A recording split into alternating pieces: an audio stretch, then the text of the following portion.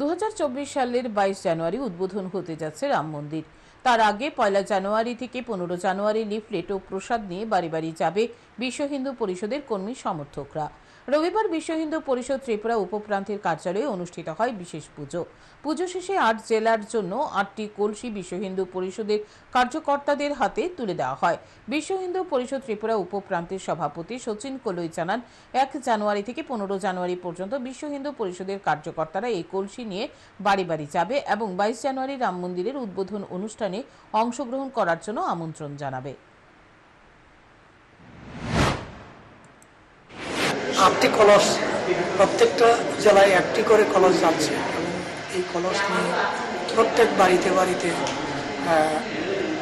1 তারিখ জানুয়ারি থেকে 15 তারিখ জানুয়ারি পর্যন্ত আমরা সবাইকে আমন্ত্রণ করার জন্য এই কলস সঙ্গে নিয়ে যাচ্ছি।